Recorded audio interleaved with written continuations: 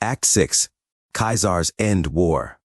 Time began to resume at its normal pace after the duelists' last fight and the death of their legate. Just as one would expect, the morning eventually did come, and all the Legion's units assembled to witness the end of Graham packed up and went their separate ways. Aileron and Montano were both so crippled in the fight after that momentous day. But the two were spared from execution by their ingrained ability to advance the Legion regardless of their condition. Montano returned to his homestead in western New Mexico over the next few weeks with minimal assistance and was troubled little by the thoughts he so feared in the wake of his victory over Aileron. As upset and confused as he was about the death of the commander he so respected, Montano actually enjoyed his months of rest at the homestead, and instead looked forward to his joining of the recently reopened New Mexico campaign.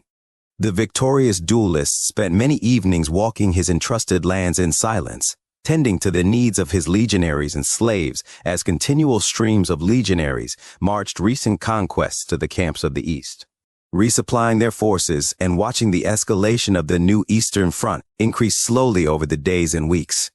Montano would end each of those days on the porch his quarters, tuning out the aging sister's continual bickering beside him, and looking into that setting sun, just waiting for the far-off day that he would march back towards it and that old world wall.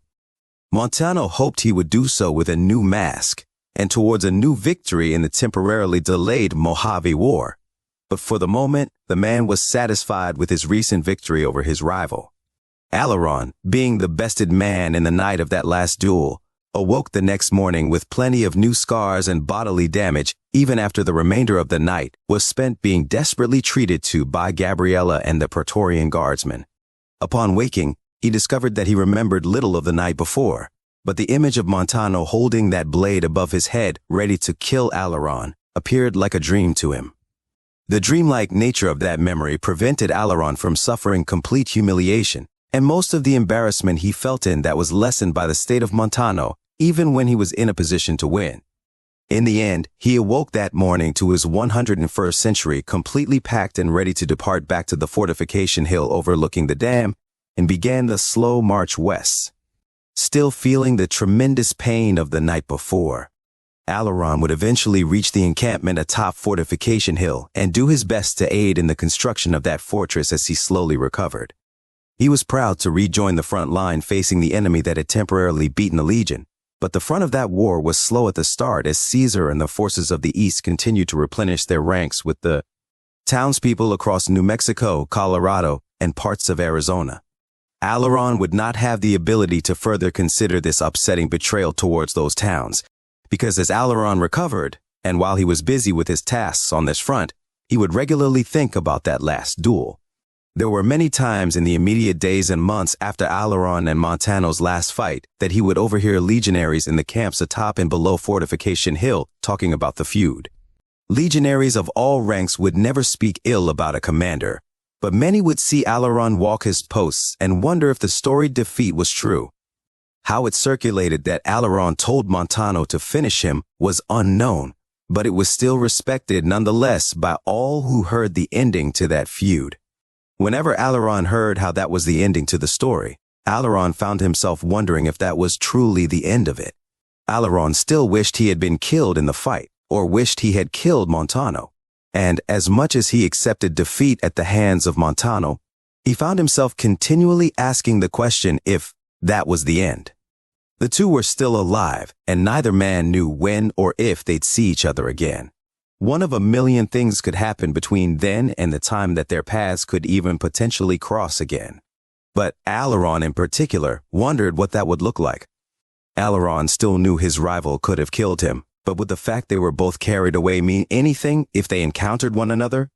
Part of Aileron felt that any attempt to start another duel would come off as desperate. Having already been bested, Montano would have every right to decline such an engagement again, but Aileron knew the man Montano was. So the possibility of another chance to finish the matter remained. Aileron eventually concluded that the circumstance of pulling a more concrete victory from that defeat would have to wait until their next encounter. If that encounter was to ever happen. The days went on and on for both men, and Montano remained in respite by the time Aileron and the front he was with finished their work on Fortification Hill. The Mojave front had a solid enough foothold in the territory east of the dam at around the same time that the harvest in the east was in full swing. It was just in time, too, because the slow work of the Mojave front was about to pick up. By the late months of 2277, the battered and destroyed NCR force they watched from the clifftops immediately after the defeat at the dam underwent its own replenishment. And before the construction forces atop Fortification Hill could begin their first raids into the Mojave, the NCR beat them to it. While Caesar and the forces under Laenius seized allied towns across the east, Aileron and the Mojave force he was attached to had begun their primary task of holding Arizona territory. From there, the Legion began to wage an almost year-long defensive war across the upper Colorado River. The NCR raids into Arizona were small at first, merely testing the Legion's responsibility, but eventually the year turned into 2278. And the activity all across the Mojave and reopened Eastern Front began to pick up. At the same time Montano was marching on the town of Gallup near his homestead, Aileron was leading the defense of Arizona Spillway. NCR began to feel restless as time went on, watching the Crimson Force solidify its position atop Fortification Hill. And so, after almost a year since the NCR's Pyrrhic victory at the dam, NCR too was in a solid enough position to start launching preemptive strikes across the Colorado. With the raids being small at the start and beaten back constantly, the Legion force watching over the Arizona territories found itself shocked when spies reported a large NCR force mobilizing in the south on the opposite side of a place near Willow Beach. There, at a half-destroyed resort and marina on the Arizona side of the Colorado, was a small Legion slave outpost and rally point known as Arizona Spillway. It was a lightly defended installation that sat with a relatively small garrison for new legionaries from recent conquests and was not a place of strategic importance. It was, however, a place of astounding importance on part of Caesar's pride and Legion prestige. Many assets on their way to the Mojave front were given new orders to hold that part of the Arizona territory after learning about the coming attack. But the force around Arizona Spillway was no match for the NCR force that crossed in the night. Although the Legion's response was immediate and already underway when the morning came, and orders were immediately given to the surviving force to completely encircle the NCR's landing zone and outposts. This gave birth to the Legion's new defensive strategy. Legion was always known to excel in offensive rather than defensive operations. And so the Legion's defensive strategy during this period of NCR's offense became one that forced the enemy into defense. When the NCR landed and was already establishing a foothold on the Arizona side of the river, they cheered at their victory over the lightly defending Legion force, until they saw the garrison had only retreated to keep the invaders in place till the reinforcements from Fortification Hill could arrive. It hadn't even reached noon on the day of the NCR's victory at Arizona Spillway before NCR scouts saw the long columns of Legion forces less than a few miles out from the recently claimed outpost. Marching beneath blood-painted banners of the bull, Aileron himself was leading this response force, consisting of 3 battle-hardened sentries, each one commanded by an Arizona veteran. Aileron, still recovering his pride from his loss to Montano, took the lead of this engagement and ordered his force immediately against the NCR's landing zone, being joined by the rest of the reinforcing sentries as well as the garrison that had fallen back. As they were once to do, the Legion were more than willing to allow a defensive position to fall if it meant that they'd be given the offense they so excelled in. Before the end of the day, Aileron would lead the forces of the region to victory by pushing the NCR out of the outpost at Arizona Spillway and continue the slaughter as the NCR scrambled to board their boats and landing crafts back across the river. When the beach was clear and the sun had set, the Legion stood victorious with dozens of new slaves in NCR fatigues. Those NCR soldiers who weren't crucified along the cliffs would go to the same Legion camps that all who fell to Caesar did, and some would even fall to their own NCR brothers for service to the bull. In the end, Aileron's actions and leadership in the battle did not go unnoticed, and not long after the victory, Aileron would be made the acting commander for the Mojave front. Still subservient to the elite centurion praetor of Flagstaff, Aileron became the commander of the defensive forces for this new front. While Alaron was busy making a name for himself in the defense of Arizona, Montano was laying siege to the nearby township of Gallup, whose people traded with him and housed his legionaries on respite for several years. Word about what was happening to towns across New Mexico was kept a closely guarded secret by especially brutal means, but the silence between trading towns under Legion occupation served as a message of its own. Needless to say, many of the people of Gallup suspected the worst when Montano's 32nd Century was pulled from the town not to march out, but to set up camp further away. Despite weapons of war being stripped from the people of Legion-occupied towns, the people kept their own stashes of defensive weapons should such a day arise. Because of that, Montano's century was badly crippled on their pullback from the town and were in too battered a state to lead an effective siege. With 2 more reinforcing centuries on the way, Montano felt as though he had little time to lose. So, Montano saw the damage done by the fear-induced uprising and felt that it was a personal insult that he intended to rectify on his own. Before the order to hold position and wait could be read, Montano personally led the charge on the town's impromptu militia and butchered all who weren't in their homes. Montano's century took even more heavy losses, but the militia of Gallup still wasn't expecting such a horrendous fight, and many dropped their weapons in surrender to Montano's forces who'd been hardened by the worst of Colorado and memories of the dam. Montano's reinforcements arrived to a burning town with the assimilation already underway, and beneath the smoke pouring into the night sky, Montano stood victorious in his first action of the Eastern harvest. Months went by and time went on as Montano marched his forces from town to town across lower New Mexico, meeting up with other cohorts and battle groups when necessary, and always leaving behind a trail of ashes and weeping populace awaiting their fate in service to the bull. It wasn't until the conquest of Las Cruces that Montano established himself a new reputation. Montano arrived at the old fortress outside the town, and Montano's mind went back to the days he spent there years ago under the forgotten legatus.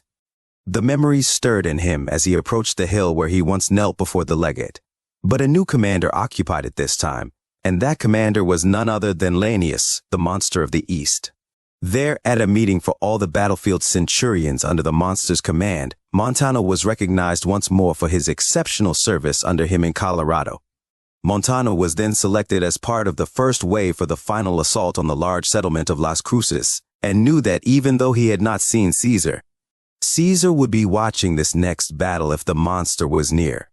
When morning came, Montano's forces smashed into the ranks of the town's defenders, and feeling even more invigorated by the commander he was serving under. The memories of his victory over Alaron pushed Montano forward as he set out for more blood.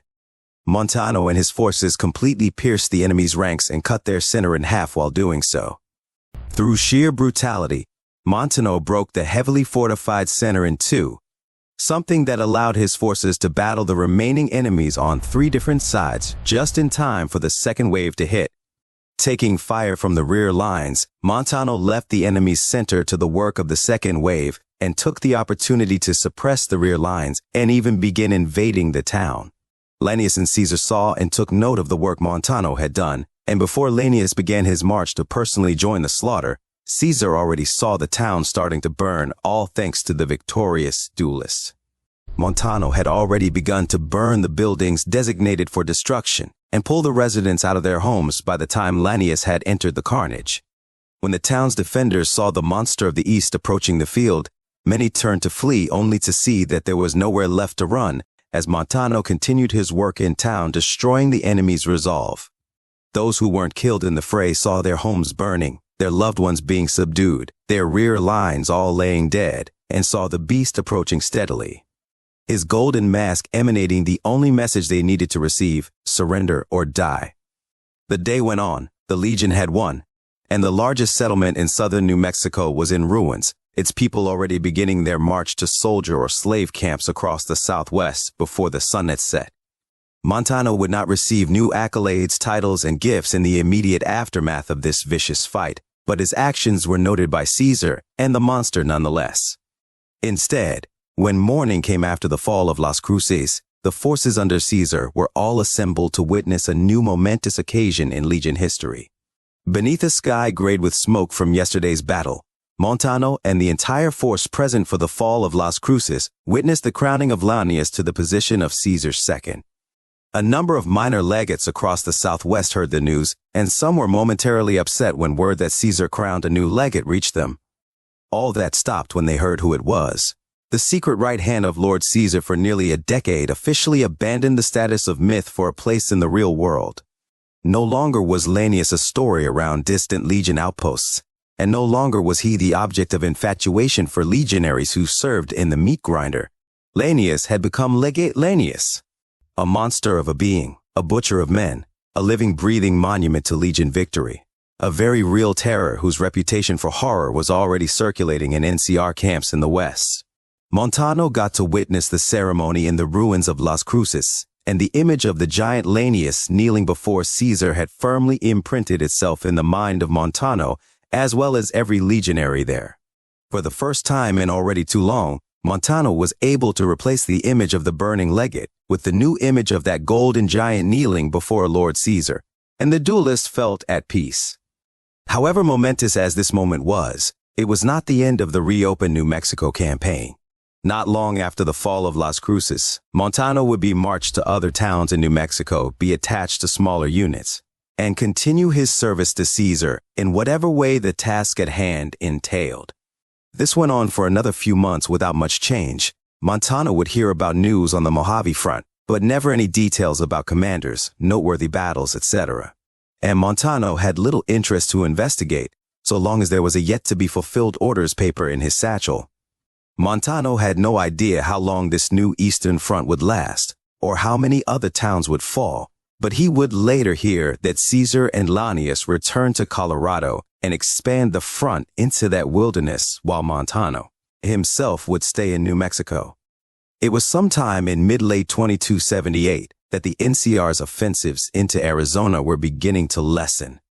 NCR had to learn the hard way that it was rather difficult to lead raids against a nation that built itself almost entirely on raiding. Caesar and every one of his commanders lining the Colorado River already wrote the book on raiding and knew how to counter each one throughout the year-long NCR offensive. Although NCR still believed that they could pull some kind of success from this strategy, and the increasing number of Legion forces along the eastern side of the river was especially unnerving. In one big battle, NCR would attempt to seize complete control of a Legion position on the Arizona side of the Colorado, and this big battle would take place at what was deemed by NCR High Command as an easily defensible position significant enough to cripple the Legion force in the Mojave region. NCR's eyes went immediately to the Legion fortress at Bullhead City, far to the south of the fortress atop Fortification Hill. NCR knew that Bullhead City was home to a large rally point for troops from lower Arizona and New Mexico to rally at, before moving on to join the forces defending the Mojave. This was indeed a heavily defended and populated Legion position, but NCR still had the vast numbers to launch this offensive that would hopefully cripple the Legion's Mojave front to such a degree that they would understand that the Mojave was not a land that Caesar would ever enter. Unfortunately for NCR, Caesar had eyes in the Mojave long before his forces even attempted to take Hoover Dam, and it was in this period of rapid NCR mobilization that the intelligence was even more beneficial to the Legion. Being the acting head of the forces atop Fortification Hill, Alaron got to see almost all incoming intelligence reports firsthand before forwarding them to the Praetor of Flagstaff for consideration from Caesar. It is because of this that Alaron was able to read the report of a coming attack on Bullhead City and move his best units south a week in advance. Thanks to Alaron's service against the Rangers while under the Interfector's command, Alaron was able to counter NCR Ranger scouts and prevent word from returning back west about the Legion's readiness. The NCR was by no means ready for what they encountered at Bullhead City, but Centurion Alaron led the defensive there, killing and maiming much of the NCR's forces before they could disembark from their rafts and boats. NCR still did not intend to let the Legion get away with such an easy victory, so more of their forces attempted to push the Legion defenders back and take the city. As badly as the NCR wanted to prove that the Legion were no match for the forces of democracy, and as long as the battle raged on, NCR would never succeed in establishing a foothold east of the Colorado. The battle for Bullhead City lasted 2 days and 3 nights, but by the time the dust settled, the Arizona shores were covered in more dead, and Aileron stood victorious yet again over the field, as the last NCR holdouts inside the city were rapidly silenced in brutal urban warfare. The NCR's disastrous defeat at Bullhead City marked the end of the NCR's offensive in those early stages of the Mojave War. The East was deemed far too dangerous to even try to take, and so their strategy returned to what it had been before the Battle of Hoover Dam: purely defensive. NCR was too busy having to deal with other problems in their Mojave territories before an accurate death tally from Bullhead City was even completed, and Aileron was already marching back to Fortification Hill with another victory under his belt. Not much happened in the days and weeks after Bullhead City. Caesar had heard about the triumphs of his forces there, but he was too busy in the Colorado wilderness yet again to do much. So, the objective for Aileron and the other commanders of the Mojave Front remained on the defensive. However, the more days that passed, the more soldiers from Caesar's eastern victory would arrive. After over a year on this new front and harvest of the East, Caesar, as busy as he was in Colorado, ordered the gradual transition of focus back to the Mojave. This refocus would happen over time, and Caesar himself would remain away from the Mojave for a long time afterward, but the amount of intelligence flowing through Fortification Hill and the state of NCR post-offensive was something that was needing more and more attention. The time would come for the second battle at the dam, but there was still plenty to do as the image of what the Mojave wasteland was became clearer and clearer. After nearly 3 months since the victory at Bullhead City, it was September of 2278, and Aileron was made aware of Caesar's plans to increase efforts on the Mojave front. This came in the form of new directives for the forces at Fortification Hill, as well as a letter outlining Aileron's new responsibilities.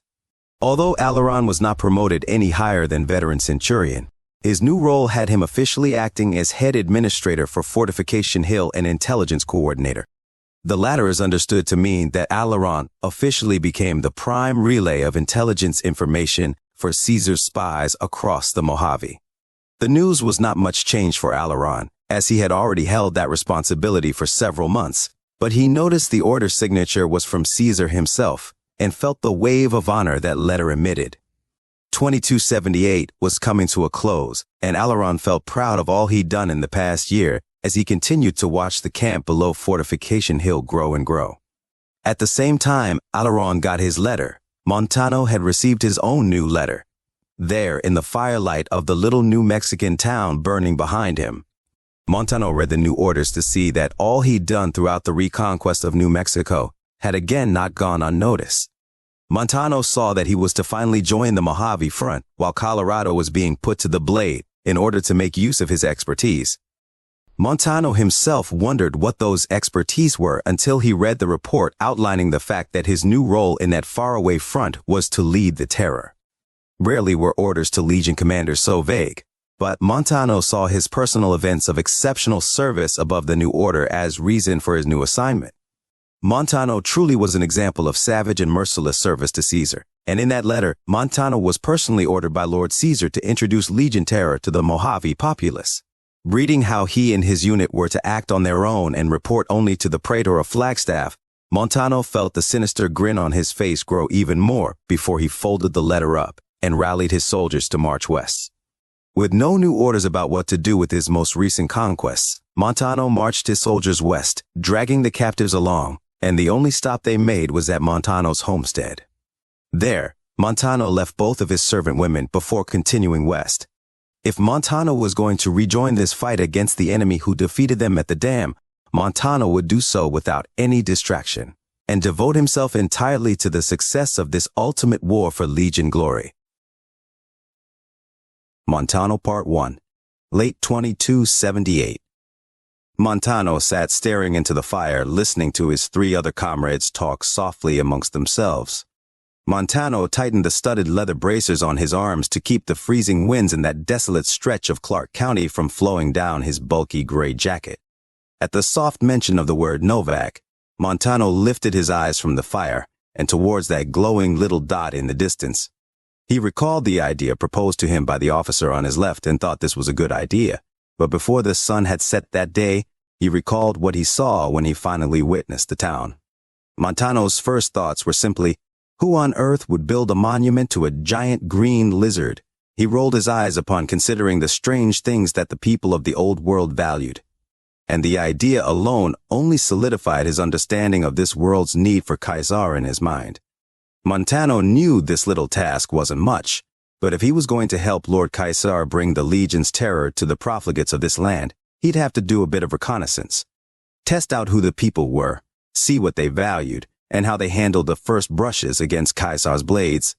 Montano's attention was turned to the conversation near him when he heard the man on his left say, "And thanks to Centurion Montano here, our forces at Cottonwood Cove should be in a ready enough position to host such an event when we return." Before the man to Montano's right could say anything in response, Montano put himself in the conversation by interjecting. That was mostly Centurion Aurelius of Phoenix. He already had his forces mobilized for assault. My sentry merely assisted securing the landing site and keeping watch on the patrols from Searchlight. The man on his left, the officer and head slave administrator for the region who went by Licinius Crassus, turned to the veteran Montano to say, "Still, your reputation speaks for itself. And it's only fitting that Centurion Montano helped lead the first breach into the West. Reconnaissance, assistance, or otherwise.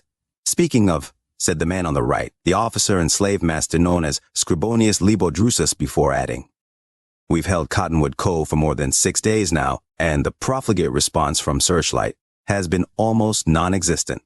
You can thank my forces in the cliffs for that," said Montano with a smirk.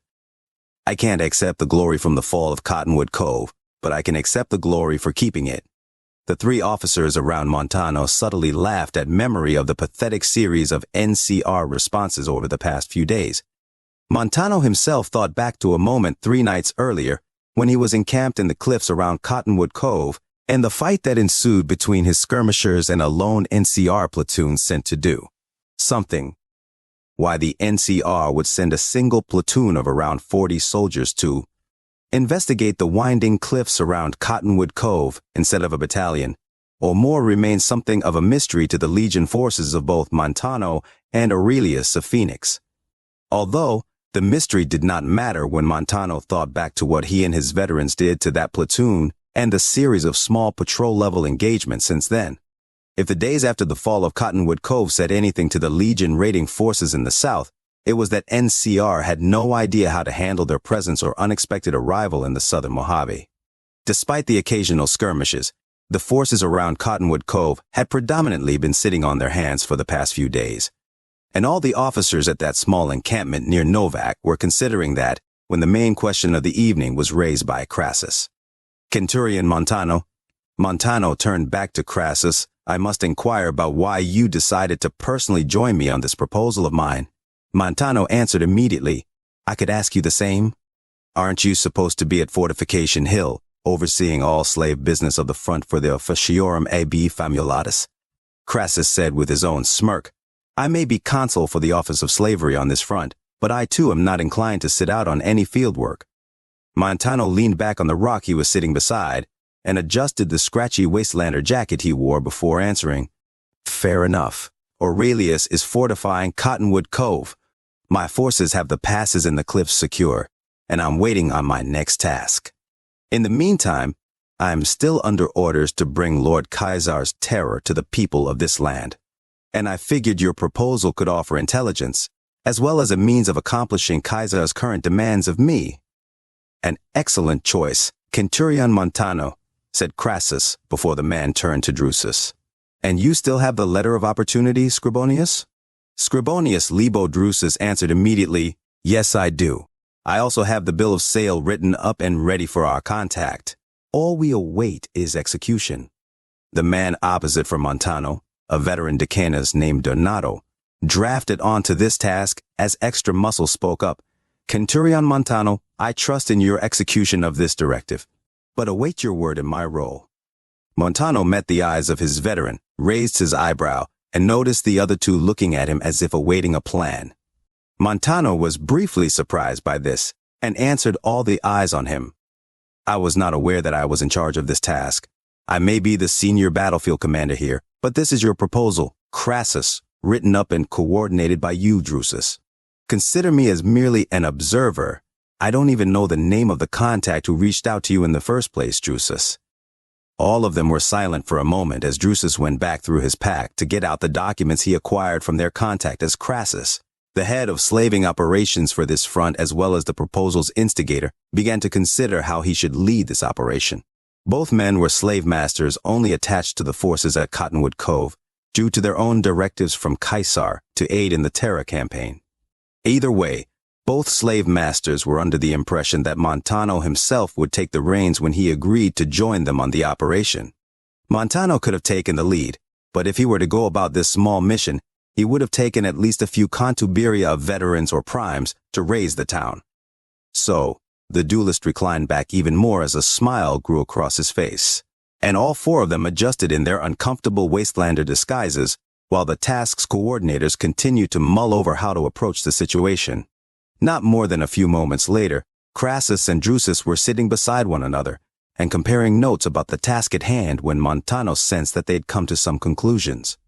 Crassus signed the bottom of what appeared to be the bill that Drusus drafted, and upon meeting the eyes of the two slave masters, Crassus looked to Drusus and said to the group, "We'll meet with Drusus's contact, this Jeannie Mae Crawford, in the morning, and ensure the contract is still valid." Montano interjected, "The person who reached out to you is a woman, Drusus? A profligate woman? How do you know she can be trusted?" The two slave masters halted and looked to Montano, understanding the skepticism. Drusus answered after a moment of hesitation, "Nobody in this land can be trusted, Centurion Montano. But the selfish ways in which the dissolute of this land operate has been under Lord Caesar's scrutiny for some time.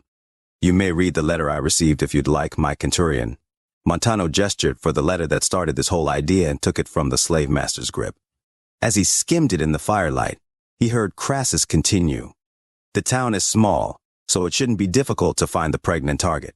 But the rest of tomorrow will be spent monitoring the movements of the husband as well as townspeople." As Montano read the letter, he almost couldn't believe what he was reading. Usually, the people of Legion-occupied territory dealt with the Legion itself, even in abduction situations like this, in more, quote, honest means. Montano thought to several small Contubernium-level operations he'd overseen, where a man in some Arizona town attempted to run away from his dead or something, and a small Legion force was dispatched to track down and abduct the person as part of some term with the creditor. This instance was unlike any of those situations. Montano read that the woman who reached out to the Legion forces of the South was requesting that some woman named Carla be abducted not only for the money, but because this Jeannie Mae Crawford found her irritating, if the overly long letter could be summed up in a word. The seemingly unbelievably shallow nature of this request for abduction and compensation only solidified Montano's position even more that the people of this land were the worst of the dissolutes. Still, the slave was prime in nature, and being pregnant was only a bonus to Legion slave masters. Not to mention that the idea of how Caesar could pull any man, woman, or child from their bed was too good an idea to pass up in the early days of the Legion terror. Crassus concluded, "The proposal said the best means of execution will be late at night when the husband is on watch, but I want to hear of this preferred method when we reach the contact." Having just read the letter, and having just felt unbelievably sickened by such a contact they were to meet, Montano said sternly to the three men, "That's it then. Now, ensure your weapons are ready in case this profligate woman insists on betraying us or going back on her deal. We need to be prepared to slaughter the whole town if it comes down to it." At that, Montano and the other three on this minor abduction group checked their submachine guns for functionality and ensured their pockets had enough magazines to carry out their task or take the whole town down with them. The four men entered the town limits in the mid-morning. With the sun sitting just over the east, Montano saw a glint from something in the mouth of the giant lizard, and shortly after, he caught what appeared to be a man exchange places with someone else in the lizard's mouth. The four men looked just like average mercenaries or wasteland guns for hire, perhaps even simple caravan guards, but these men walked with a purpose as Drusus took the lead. Scribonius Libo Drusus escorted them past the light caravan traffic coming into town, and straight towards the place his letter said they'd find the contact. When the four men opened the door to the small town's motel lobby, Montano stepped inside and surveyed the place for anyone hiding in the corners, while the others filed in behind him. Montano completely ignored and barely took notice of the woman standing behind the front desk, and didn't even hear her welcome him in. Montano only placed himself in the far corner looking back at the door while Crassus and Drusus approached the front desk wordlessly. Montano stood in his place facing the door, watching Donato position himself next to it in the opposite corner. When Crassus and Drusus stepped up to the lobby desk and began speaking with her, the woman was already too loud for comfort, asking in a voice too loud for the inside. "Good morning, gentlemen. What can I do for you? Renting a room?"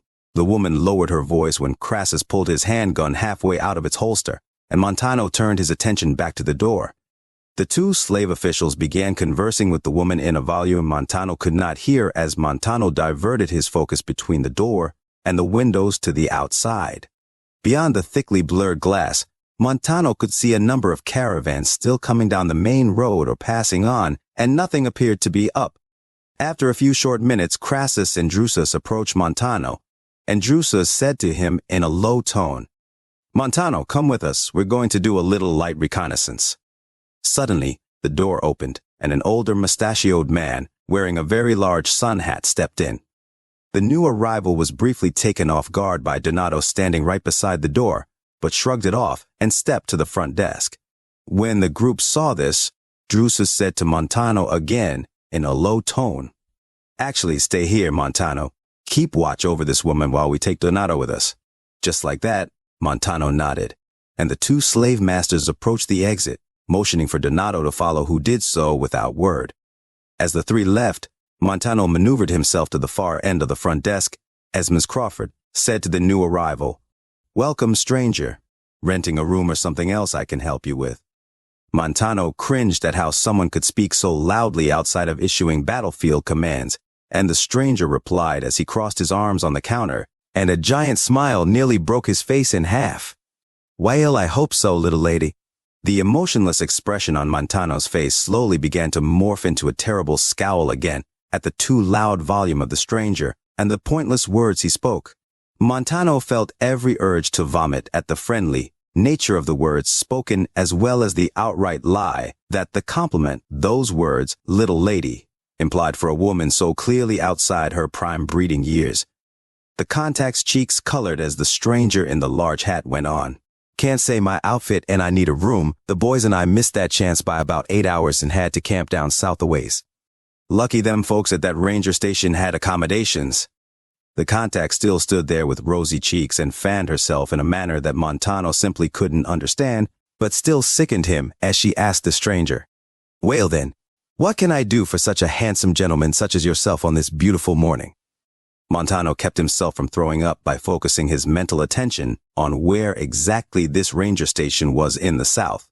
It must have been south somewhere down the main road to Novak if the stranger could arrive in town not long after waking, and after supposedly lodging with them last night. The stranger continued, "All I need is info, my dear. The outfit and I are headed up to New Vegas and just need to know if we should resupply for the hike here in town or if there are any other good points to do so closer to the city itself." The contact said, "Here's a good a place as any. You can take my word that there ain't much from here to Boulder City. I hear some folks were talking about setting up some sort of trading post at the 95 and 93 interchange, but I'm afraid this is the place to restock for the final stretch to Freeside, so I'll have to refer you to Cliff inside the Dinosaur. He'll get you and the outfit squared away, hun." The contact winked, and the stranger said, "Thank you kindly, ma'am. Say, speaking of Boulder City, you just follow the 95 and hop on the 93 East to get there, right?" "Yes, sir. Just keep along until you reach the 93 turnoff and take that east to reach Boulder City, or hop on the I-11 for the quickest route to New Vegas. NCR and some locals have put up some signs, so just follow them till you get to where you're going," said the contact with that same warm smile. The stranger lifted his elbows off the counter and took a half step back before saying, "Why, thank you all too much, miss." He gestured for her name, to which the contact replied emphatically, "Crawford, Jeannie Mae Crawford." The stranger added with a smile, "I only ask about Boulder City because I hear NCR just opened a memorial they threw together there for the fallen, and I wanted to pay my respects as something of a detour." "That's very sweet," said the contact sincerely before her gaze drifted lazily to Montano before returning to the stranger. As Montano considered the location of this memorial and how he could desecrate it as part of his own detour, the stranger went on. Yep, it's been rough since I lost my son there last year, but the whole outfit insisted I visit the memorial. You know, when my boy graduated Ranger School, I thought he turned invincible. I couldn't tell if he was prouder that day or I was. At least he died fighting for what's right. The sinister scowl etched itself further into Montano's being as the stranger thought, and the contact continued nodding sympathetically. The moment ended, the stranger shook himself back into focus and said, "Thanks for your kindness, miss," and then abruptly added, "Say, wanna see my boy?" Before Miss Crawford could reply, and before Montano could figure out what the stranger was talking about, the caravan man took a folded paper out of his breast pocket, opened it, smiled at it, and showed it to Miss Crawford with the biggest grin on his face. Pointing at the picture as he showed it, the man said, "That's him in his ranger uniform the day he graduated Ranger School. Look at that face. Ha ha ha. I told you how proud he was." Miss Crawford studied the picture with the most heartwarming smile before saying, "What a handsome young man he was. You must be so proud. I never had it in me to join the army or a group like the Rangers, but that boy? My goodness, was he a remarkable kid. He surprised me every day." The stranger chuckled to himself, his eyes sunken full of nostalgic pride in the boy he lost. The man then turned to Montano, just to see if the armed stranger silently present throughout the whole talk wanted to see the son he was so proud of. Montano looked at the image briefly, only for it to be taken away after scarcely 2 seconds, accompanied by the words, "You all right, stranger?" Montano realized the words were to him. "Yes, your son looks familiar. Looks like the pathetic little creature who actually cried as I stabbed him to death after the bombs went off. Can't tell for sure, though," Montano thought as he actually said, "Yes. I'm fine. I'm just waiting on my friends to return." Montano almost instantly felt the scowl leave his face and saw the stranger place the picture back in his breast pocket. Montano was surprisingly able to return to his incognito self, even as the stranger continued to briefly study Montano. The stranger in the hat looked into the black eyes of Montano with a wary expression, his eyes diverting to each scar on his face as he wondered how this mercenary survived so many deathclaw attacks, not knowing that each scar was actually from decades of brutal warfare in the East. The kind of warfare that was about to come to the Mojave again and take many other people's sons and daughters into a shallow mass grave. The stranger had a lot of assumptions about Montano, but none of them correct. The man was too noble to consider any malice in the heart of a stranger not pointing a gun at him. So, he shrugged off Montano's demeanor, figuring him to be a simple, quiet mercenary type who'd seen too many things that words could never do justice. Either way, the stranger had taken up enough of the motel proprietor's time and said as much as he turned toward the exit. With a concluding, "Thanks again for your help, miss," the stranger headed for the exit as the contact said, "Best of luck in New Vegas," then added hastily, "Make sure you head back here on your return to California. Be sure you avoid the stretch to Searchlight."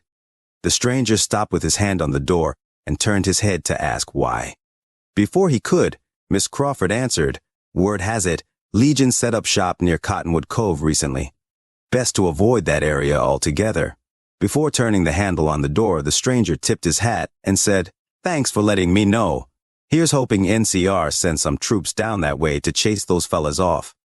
"All right then, you take care, handsome," said Miss Crawford, immediately followed by Montano saying, "Here's hoping," in a voice he was barely able to keep from becoming a maniacal cackle. As soon as the door shut, Montano turned to the woman and said sternly, "You should not have told him of our presence in the South, woman."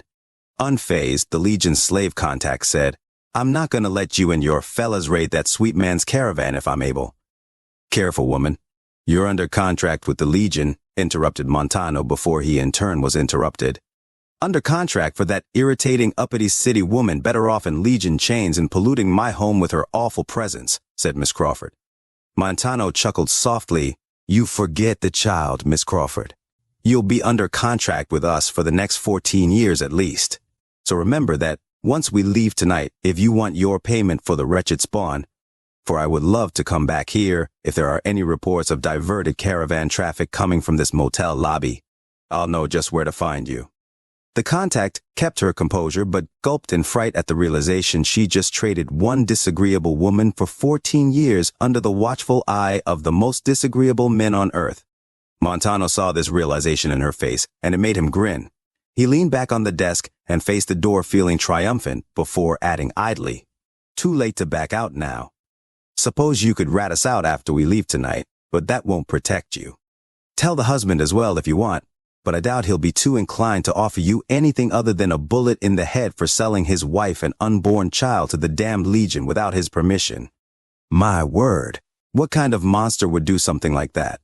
Montano chuckled to himself as he felt the eyes on the side of his head and then felt every muscle in his face twist his countenance back to his default scowl that emitted pure war and hate. Upon feeling his face return to its usual state, Montano turned to meet the eyes of Jeannie Mae Crawford that bore a defeated and hopeless expression. Montano's eyes pierced her soul before he snarled at her. "We own you now, you profligate bitch. Don't you ever forget that even for 1 second." Refusing to meet his eyes any longer, she looked distantly as she mumbled out, "You men are the absolute worst." Then, feeling his task for Caesar resurface in his mind, Montano forced her to meet his eyes with his look alone. As soon as they met, he softly said in his demonic voice, "You're goddamn right. Now, tell that to everyone you meet." His eyes remained on her for a long while, and his gaze only turned when the door opened again, and in came the 3 others of the abduction team. They all stayed quiet and took their places beside Montano, as the contact remained silent behind them. After a long moment, Crassus broke the silence with, "We found her. Now we wait." The 4 remained inside the motel lobby for the entire day. The only time they spoke to the contact was shortly after noon in an unwatched moment. The only words exchanged in that moment were to confirm the route they'd take out of town to avoid detection, outlining information riddled with discrepancies, if only to confirm the reliability of the contact's information. Most of the day was spent by the men in the lobby's restroom, always leaving one man to watch over the contact. The guards only rotating after each new stranger left the lobby. Nobody would say anything if a passing stranger saw an armed man in the lobby, for people almost regularly stopped in even just for a moment in order to get out of the heat. However, the abductors knew that something would be amiss if any of the locals saw a crew of 4 heavily armed men standing in there all day. So, it was a little after 9 p.m. when Drusus entered the restroom for the last time and gestured for the 3 inside to come out. Drusus ripped the "out of order" sign off the restroom door as the men filed out, and when Crassus noticed the clock on the far wall showing about 9:15, he asked Drusus, "It's 9:15. Why the delay?" Drusus replied immediately, "There was some town idiot in here rambling ceaselessly since 2000. I had to await his departure, but you can thank the profligate woman for not throwing him out. No bark's a good man who's been through enough. He leaves when he's good and ready. Also, can I go home now?" The contact interrupted, only stopping upon feeling Montano's 12.7 SMG pressed to her head. Crassus growled, "We should open your throat for this delay. We specifically told you that we would set out as soon as the husband leaves for his guard shift. Montano, go ahead and kill her if you'd be so kind." The woman went to scream but was instantly silenced by a hand over her mouth as the centurion replied dryly, "Wait." The abductors stopped checking their weapons and looked up to Montano before he said, "No, the delay is a good thing." The husband could have forgotten something and returned to the domicile. "I say we wait a few more minutes and then set out." "Good call, Centurion," said Crassus nonchalantly, as the woman muffled her gratitude for being spared into Montano's glove. After a few silent minutes, the contact had calmed down, and it was wordlessly decided that Montano would keep watch over the contact, while the 3 others set about the abduction. On their way out, the men shut off the lobby's lights and flipped the sign on the door to closed, while Montano was left watching the woman in the dark. The whole town was quiet as the grave, and the lobby of that motel even quieter. Montano's eyes easily adjusted to the darkness, and there he sat on the lobby couch with one eye on the clock, and the other on the contact, who hadn't moved from that spot behind the counter almost the whole day. The only sound in that dark room was the breathing of the contact still recovering from nearly being killed in her contract with these men. The clock on the wall had just turned to 9:31. And exactly 10 minutes had passed since the abductors left when the door opened again. The shadowy figure that entered bore the outline of Drusus, who quietly shut the door behind himself before whispering to Montano. "We have her at the first rally point." Montano immediately whispered back. "Any trouble?" "No," said Drusus as he fished something out of his satchel. Feeling Montano's question, Drusus added, "I may have been seen coming here, though." Then, before Montano could softly inquire about who he had to kill, Drusus said, "Can't tell for sure, though. It's too dark out. Although, if the distant noise I heard on my walk here was any indication, it was likely the town retard." "Shall I take him out?" Montano inquired. Having just removed the paper Drusus was looking for, he slapped it on the counter in front of the silent contact and pulled a jingling bag out of his satchel as he answered Montano's inquiry. "No, not if we wait a moment. He should saunter off and leave us be. Best not garner any more suspicion." Montano nodded in agreement and stood up ready to depart at the proper moment. As Drusus tapped the paper on the counter and spoke to the proprietor, "Here is the bill. I suggest you hide this away somewhere unless you want your hometown to hang you from the dinosaur." Then, tapping the bag, Drusus added, "And here's your payment for the woman. Read the bill when you have a moment, and you will be compensated for the secondary acquisition in due time." The contact remained silent, but instantly went to remove the bill and bag of currency the second Drusus was done, and there they waited. 4 more minutes passed before Drusus and Montano departed the motel lobby into the empty streets of Novak and towards the rally point where the others were waiting. 3 days later. "How is the capture?" Montano asked the slave as the afternoon sun beat down on them. Before the slave could answer, Montano pulled her to the side in an effort to clear a path for the coming group of legionaries on their way to the auction crowd. Under a shaded section of the double-story building, he and Aurelius of Phoenix were sharing.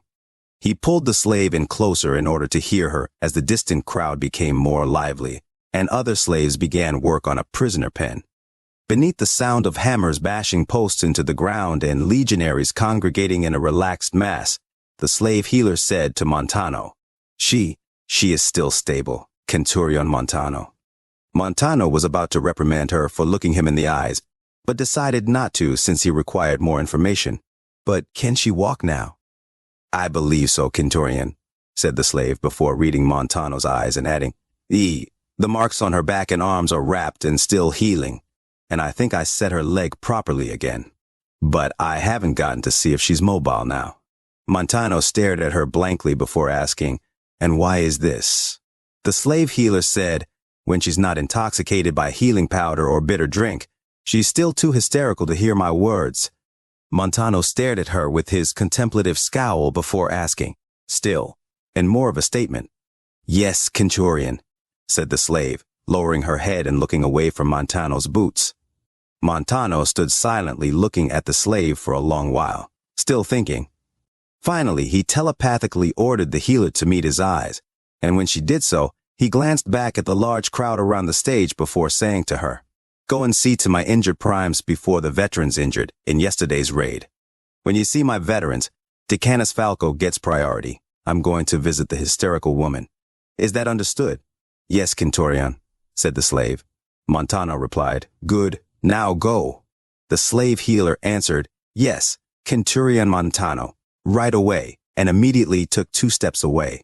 Before she could go any further, Montano halted her. "Siri." She turned to see him still standing there with his terrifying scowl. Fearing she had forgotten something and fearing another beating or reprimand, the new healing slave turned, only for Montano to add, "Once you're done with my veterans, go to the sustenance enclosure, eat, and await further demand. Either me or Decanus Calydon will find you there." The slave acknowledged Montano's command, then set off to go about her tasks. Montano then turned to the crowd around the nearby stage and began to walk around the crowd towards the series of tents and old-world structures where his sentry had set up. As Montano made his walk, he watched more and more legionaries join the crowd and saw the last of the stage work finish up. He decided to take in the scene and placed himself atop a small mound overlooking the mass, and noticed 3 more boats full of crimson soldiers slowly crossing the river from the east. His view of the distant boats ended when the flag was unclasped from the stage posts, and the giant red banner came rolling down, the sudden image of the bull, and what it meant as the backdrop for the stage reminded him of the task at hand, as well as who was to be a part of it. At that, Montano turned around and marched towards the old wooden building by his sentries' tents and ordered the sentries aside, feeling the key get placed in his hand while he went to visit Carla. Montano entered the dim structure. The only light coming in was between the cracks in the boarded-up windows, illuminating the dust particles still hovering in the vacant kitchen and living space. To his right were the 2 bedroom doors, one marked V or 5, and the other marked 6. Montano inserted his key into the lock and entered door 6. He opened the door slowly and stood with his frame blocking the entryway, and his eyes drifted around the enclosure, more interested in the dust particles and stains on the walls and ground than the woman quietly sobbing on the corner mattress. Montano momentarily wondered if he would have the time to clean up and fashion this residence into an office or century barracks when the slaves occupying it had been sold. But he remembered to do one thing at a time, and first things were first. Montano halted his mental plans to clean up the stains and smell when his focus was brought back to the present by an upsurge in muffled cries. Clearly the capture had not noticed his presence, so Montano stepped further into the room until the woman heard the steps and felt the chill that Montano radiated into every room he entered. The recently abducted woman who called herself Carla felt this familiar presence, and contrary to what she learned was acceptable, could only curl further into herself and cry a little more. Montano knew his presence was known to the capture and did not accept this defiance of his due acknowledgement for her favor of self-pity, and spoke to her. "Can you walk?" The question again acting as more of a statement. Again, contrary to what she knew was best for herself and unborn child, she could not bring herself to do anything other than curl up more and place hands on her belly, as more tears streamed down her face. Montano stood in the center of the room staring at the broken woman for longer than he was accustomed to before he stormed 3 steps closer. 3 steps were all that was needed, for the footsteps seemed to shake the whole building in Carla's mind and instantly made her sit up. She held her knees as close to her chest as she could, being roughly 5 months pregnant, and looked through her blurry eyes at the beast towering over her. More tears streamed down her face as her eyes looked upon the face she saw 3 nights ago after awaking in the desert. This monster was one of the ones who stripped her and her baby away from her husband's arms, and away from the home she despised but now so desperately wanted to go back to. The memories of all she'd lost flashed through her mind once more as she studied each detail of this steel-clad behemoth glaring down at her with a goblin's face devoid of any whisper of humanity or sympathy. "Why has she not answered me?" Montano thought as the woman remained staring up at him, too petrified with fear to move. Finally, Montano waited long enough as he barked, "I asked if you can walk." The woman felt herself clutch her belly tighter and eventually could not see the monster as she found herself sobbing. I want to go home." This was not an acceptable reply for Montano, who realized the creature was simply incapable of performing anything on her own volition. Her survival instinct was almost completely nullified. Perfect. She's one step closer to the title of slave, Montano thought as he reached down and lifted her to her feet with one hand. Carla felt the hand around her neck and felt her head slam against the wall. Beneath an uproar of terrified screams and sobs Montano almost didn't even hear, he took particular notice of her hands leaving her belly to helplessly try and break the grip around her neck to no avail. Montano admired her abandoning the protection of her unborn for self-preservation. However, that meant that her self-preservative instinct was not completely gone. No matter, that can be eroded in time. Should be easier after her spawn is born, thought Montano as he silenced her screams and cries with his free hand. Montano stared the woman dead in the eyes as he pinned her to the wall, feeling the saliva from her mouth and streaming tears slowly soak his gloved hand. Completely powerless in her situation, Carla began to understand that resistance was futile the longer she stared into those sinister eyes, making her hands drift back down to her unborn. The only solace she could pull from the situation was the fact that seeing the monster was harder and harder, with more and more tears clouding her vision. Although that didn't stop the memories of what happened to her and what she lost from taking the place of that image. Carla herself couldn't determine what she would rather see as she felt the hand around her neck tighten a little more. Unfortunately, it wasn't up to Carla what she would rather see, because Montano then removed his hand from her mouth and wiped her eyes. His grip around her neck tightened slightly more, so she couldn't look away. Another torrent of screams and cries was about to break free when Montano diverted all of his mental energy and ocular focus to the halting of that notion. There he looked her deep in the eyes, his own flaming as the woman began softly hyperventilating. Finally, when Montano felt he'd gathered enough of her focus, Montano said softly to her, "I will make one thing abundantly clear to you, woman," the words dripping with murder as he continued. "You will never go home again." Several more tears fell down her cheeks, and Montano was the center of her whole vision as he said, "You are not a person. You never were. You never existed. You will only ever exist when you are given permission. This is how it will be for the rest of your life. Is that understood?" Carla couldn't reply as much as she wanted to, even if it was just to make this terror stop. Instead, her hyperventilating only increased more and more. Before Montano could grow impatient at her lack of response, he attempted to silence her once more by tightening the grip around her neck. Although this succeeded in silencing her for the moment, he had to stop when he saw her eyes start to roll upward. Immediately, Montano released his grip on her, for fearing that she'd be rendered unconscious, and upon doing so, he realized she was in too weak a state to offer any form of resistance or protest. Montano took a step back and watched Carla wobble in place before leaning back on the wall as she apparently tried to get her bearing once more. Montano noticed the woman's legs were seemingly working well enough if they were supporting her position, even if the wall was acting as support. He then wondered how long he'd been in the room and glanced toward the boarded-up window, seeing that the angle of the light had only slightly changed. Looking back at the woman, her calm demeanor seemed to show that she still wasn't entirely sure where she was after such a close brush with unconsciousness.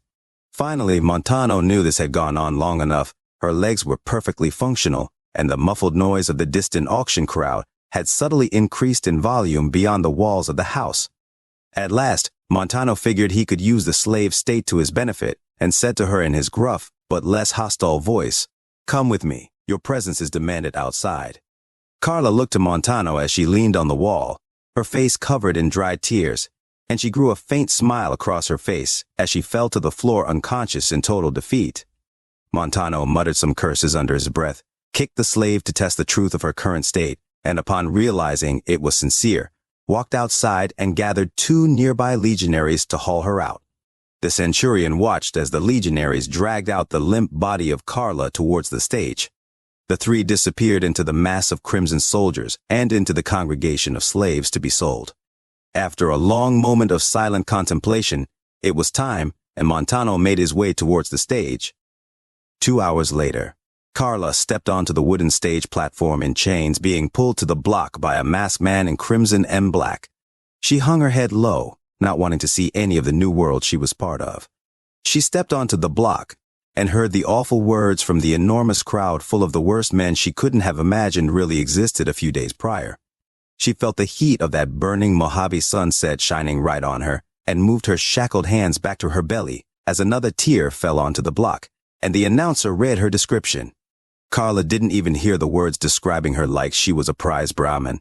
Her eyes were still on the ground and her mind was still completely fixed on all she'd lost in such a short time. She did, however, hear it when the announcer said to display herself, though she didn't have the desire or ability to raise her head towards the masses of wicked men. She knew that what she wanted for the rest of her days would be irrelevant. This idea solidified itself in reality when a gloved hand pulled her hair from behind and felt her face completely exposed to that sea of monsters. Beneath the hollers and shouts about what her future entailed, she felt the hand leave its grip as her eyes remained fixed on that sun. Blinded by the light, she continued to stare into the sun and think about the happy memories of the life that was stripped from her. She could not hear the auction, who was bidding on her, or what they had in store for her. She only gently rubbed her belly as more tears trickled down her face, and dreamed of the home and loving arms she would never return to. Although Montano was a man who did not have the ability to intentionally lie, it turned out he was wrong when he said she would never go home. It just wasn't the home that he or Carla had thought of. Nobody knew exactly what to think when Carla fell from the auction block, or when the cause for this was explained by the fresh blood stain on the flag behind her. As flustered as Montano was about the fact that he was winning the bid before her untimely assassination, He immediately ordered the stage crew to action as his co-commander Aurelius of Phoenix leaped from the stage barking orders for runners to dispatch new assignments for the cliff patrols. The massive crowd did as they would during an ambush in Colorado, with the veterans and gunners holding ground while recruits stormed away from the perimeter, blades drawn, and ready to combat this unseen enemy. The auction was halted, and the stage crews removed the body of Carla for later disposal. And Montano stood atop the stage, ordering the soldiers in the crowd to return and mobilize for a muster formation, while the commanders await word from the cliff patrols about whether this was the opening to an attack or not. Several minutes passed, and the forces around Cottonwood Cove were assembled in partially covered formations. The slaves and captures already sold at the auction were already on the east side of the river under guard and awaiting assignment or reassignment to their new owners, and Montano stood center stage, completely exposed and ready to fall in the next shot, or order the charge toward whoever attacked them. Why it had been a slave or capture that was shot in any opening attack never crossed anyone's mind, until Centurion Aurelius approached Montano accompanied by 6 other centurions, only present for the auction as part of respite. Aurelius looked up at Montano atop the stage and said to him, "Centurion Montano, the cliff patrols found no enemy force in range, although 2 groups said they saw several teams of what appeared to be NCR scouts fleeing back west towards Searchlight. Any idea why a profligate recon platoon would shoot a captive and run? After all, us commanders were right there. Surely any one of us would have been better targets." The group of centurions began softly chuckling, and some spoke derogatory statements about NCR's famous sharpshooters, when Montano felt a smile grow across his face as he remembered their power at Hoover Dam. After a moment, Montano said calmly, "Unless we weren't the targets, of course. I would be willing to suggest that those scouts merely had their cover blown by someone else." This left the centurions beneath Montano wondering what to make of that idea. After a contemplative silence, Montano shifted his focus from the western cliffs to the northwest before he said to the breeze, "Aurelius, have a scouting group head northwest." Before Aurelius could ask, Montano added, "Not looking for anything specific, just want to know what they find, if anything." Still somewhat perplexed, Aurelius acknowledged the directive and went to carry it out with the respite centurions accompanying him. As soon as they departed, Montano gave orders for all the forces at Cottonwood Cove to continue with the usual business, with extra sentries on watch till nightfall, and turned to his staff to dismiss them. Once the staff members left, Montano began softly laughing to himself when veteran de Canus Falco, who stood there with a freshly wrapped hand, noticed this and said, "My centurion, if I may inquire, it would appear as though you are not as troubled about the afternoon's events." Montano looked to his unofficially favored staff officer and asked him, "Why should I be troubled? Today marks a victory in Lord Caesar's requirements of me." He saw the expression on Falco's exposed face and said with a half laugh, "Of course we knew the profligate soldiers would be watching this auction. Why do you think we hosted it facing the west?" But I honestly wasn't expecting a surprise visit from the husband. Falco's look of bewilderment turned into his default one of determination as he asked his primus, "If my centurion knows who did it, shall I have an assassination contubernum assembled?" Montano's grin grew a bit wider as he said, "Of course not. Lord Caesar ordered me to bring terror to the people of this land. And the terror must be working if husbands are tracking their wives across the desert just to free them from our grip. No, this is perfect. Kaiser's power in this land will only grow with more sunrises, but today has been a good start." Ticanus Falco remained silent, and Montano continued looking into the west as the sun got lower and lower and lower. Aileron, Part 1. Mid-2279.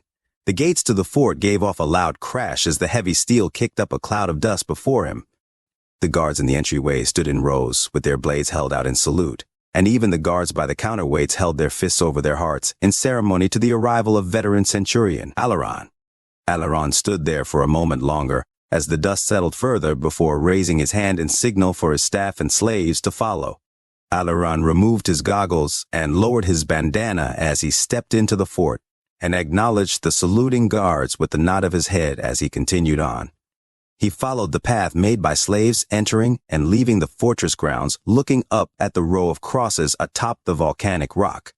Several skeletons decorated those crosses while many more sat vacant and ready for new occupants, with the only change since his departure last month being 2 rotting corpses from recently captured and displayed troopers of the NCR. Alaron continued on without word, passing many patrols in Contubernia, who all stopped to salute his return to the fortress before going about their ways as he marched forth. Reaching the T in the path, he began to approach the gate down to his command domicile and primary encampment down by the lake, but stopped in hesitation before continuing onward. Alaron had a lot on his mind, and all of it excellent, so this hesitation sparked an urge in him to detour. Alaron turned around and headed north, up the winding path onto the cliffs, and towards the peak of this mountain fortress. The columns of slaves moving supplies up and down the hill stopped at their guards' orders for the centurion's arrival, and the slaves dropped their packs to bow before him as the primes raised their blades at Alaron's passing. Further up the hill he went, past more crosses, and past the group of tents where the boys were assembled. A formation of child soldiers snapped to salute as their instructor raised his blade at Alaron's passing with the echoing sound of the accompanying order. Alaron only nodded in further recognition as he continued up the hill, and the legionary instructor gave the order arms to the children. Alaron finally reached the level ground and gate to the inner encampment, the steel gate itself still under construction, as over a dozen slaves accompanied by a dozen legionaries continued to work, only stopping when seeing the acting commander of Fortification Hill present himself. The work stopped, all bowed or raised their blades, and Alaron stepped over the flattened gate into the interior camp. Past the rows of crimson tents lining the path, soldiers sharpened their blades on large grindstones, and armorers hammered their wares into shape before halting as they all did upon sight of the commander. Centurion Alaron continued towards the center of the camp where yet another construction project was underway, and all the work was stopped once more when Alaron arrived. But still, he marched on. Circling around the construction site of the Fortification Hill arena, Alaron surveyed the progress as he walked before his focus drifted to the vacant plot atop the peak of Fortification Hill. Alaron recognized the bows and salutes absently as he thought back to the short days when the burned man's tent rested atop that peak, and the coming day when Caesar's domicile would sit atop it. The workers continued about their business, and soldiers proceeded to file past the commander going this way and that with their customary salutes until Alaron found himself at the spot he had in mind. Alaron placed both of his feet on the rocky cliff overlooking the dam, and many explorer groups sat beneath him in the jagged nooks. 2 focused on the west with their binoculars and large caliber rifles to notice who was lording over them facing the same direction. Alaron thought again about the days before and after the battle at the dam, and thought back to the days that the same cliffs he stood upon were occupied by almost 300 soldiers, all staring west after such a tremendous defeat. The memories began to surface again as the image of those tragic days, the burned man's tent, and the burned man's fate dashed across his sight, remembering why he avoided this particular part of the fort for so long. Alaron finally shook these thoughts and memories out of his mind forcefully by replacing them with memories of what he had passed on the way to this overlook. All those soldiers ready to fight and advance the legion. Alaron thought back to the slow progress, the steady construction of this fortress, and the arrival of more and more forces on this front in the nearly 2 years since that defeat. There he remembered the victories. He watched the fall of those California soldiers at Arizona Spillway, and the sight of those soldiers in brown scrambling over or even killing one another to board their boats and landing crafts fleeing back west. Alaron had watched the waves of California soldiers crash like a sea against the Legion's Arizona walls, to little avail on so many minor occasions since taking this post. Each occasion punctuated by yet another glorious Legion victory at places like Bullhead City or Arizona Spillway, and all of it was thanks to Alaron's command, Caesar's credit, and Legion honor. When Alaron looked out at that old world wall of concrete, he was no longer plagued by memories of those humiliating and sorrowful days after the first battle. The Legion may not have been as well supplied, as numerous, or had the battlefield record as it did in prior campaigns like New Mexico or Colorado, but at this point, the Mojave campaign had something that was seeming to make up for those other things in Alaron's mind. All the soldiers he passed, all the recent victories, and all the new soldiers flooding into this front from war in the East proved that the bull could rise from the most humiliating defeats. With word of recent victories throughout the new campaign of terror in the south, and word of even more victories in the Far East under Caesar and Lanius. The Legion's status in this time spoke for itself when one looked at the fortress atop Fortification Hill. As battered as they were, the Legion continued to rebuild itself, just like the ongoing construction of the fort. And the future summed itself up by the little dots moving to and fro across the top of the great dam.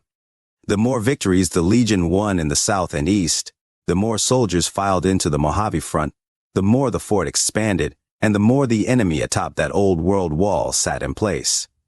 As Aileron looked out at the enemy on that bridge to the west, he knew the day it would fall to the bull was still a long ways off, but that day was still getting steadily closer. There was only one question that remained, and that question resurfaced in Aileron's mind when his eyes drifted up from the dam, above the western cliffs, above the flat, empty desert, and landed on the tower shimmering in the heat haze. Aileron had seen that tower, and the city surrounding it from many points across Fortification Hill on countless days and nights, and Aileron thought about the night immediately after the defeat at Hoover Dam. He thought of the night in the cell beside Montano and the other centurions and officers arrested after the defeat. Aileron was far too crippled from so many explosions, gunshots, dislocated bones, fractures, and blood loss to remember much of that night, or even the next morning, when they were all released to the healing enclosures.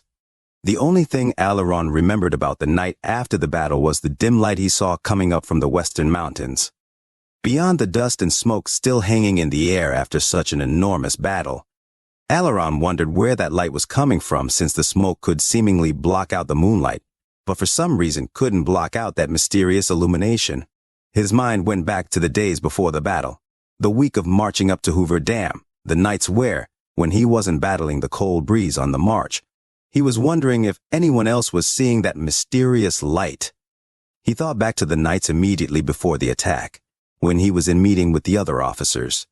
And when scouts came back from their assessment of Fortification Hill as a possible rally point and thought of their reports about a city of lights, the city's mention seemed stranger than the light it emitted for miles around for some odd reason, but it remained in the back of everyone's mind with the objective and enemy at hand. The land marked on the old world maps and old gas station brochures as Las Vegas, or Sin City, was the place Caesar's spies reported in the first days of Western mobilization as New Vegas. As Aileron's mind was swarmed by memories of the first ideas about this Mojave front and all the mystery those initial reports entailed, his mind returned to the present day and recent years after the battle at Hoover Dam.